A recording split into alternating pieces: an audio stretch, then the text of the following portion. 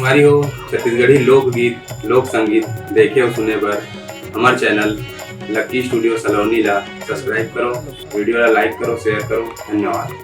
महतारी के कोरा पारंपरिक संस्था ऐसा संस्था जैन संस्था परिवार की ओर से गजानन स्वामी की पूजा अर्चना के साथ आप तक हम कैसे इस संगीत ला पहुंचाए के प्रयास करते गजानन भजन पूजा।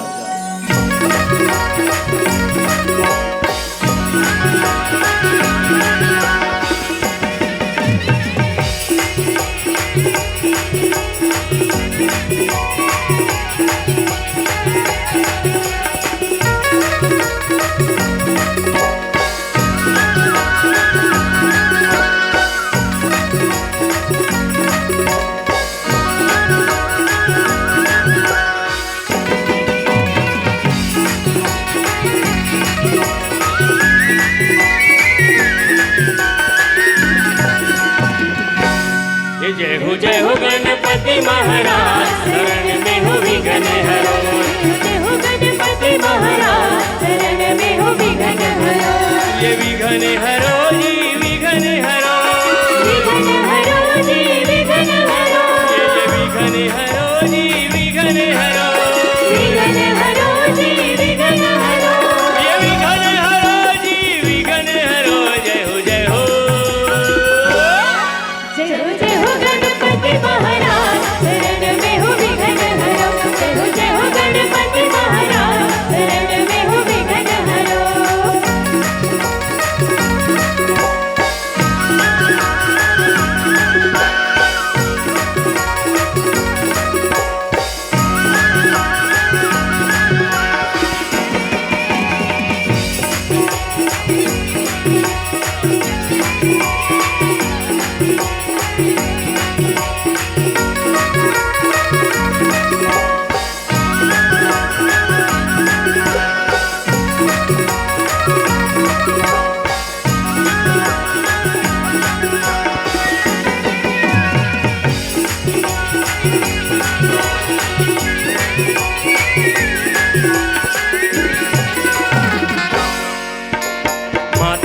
पार्वती पिता महादेवा, पिता महादेवा, पिता महादेवा, पिता महादेवा, पिता महादेवा।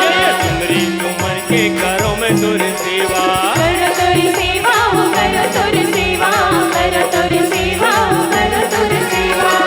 आके सभा में स्वामी, आके सभा में स्वामी खबरी करो। जय हो जय हो, जय हो जय हो गणपति महाराज शरण में हो विघ्न हरो। जय हो जय हो गणपति महाराज शरण में हो विघ्न हरो।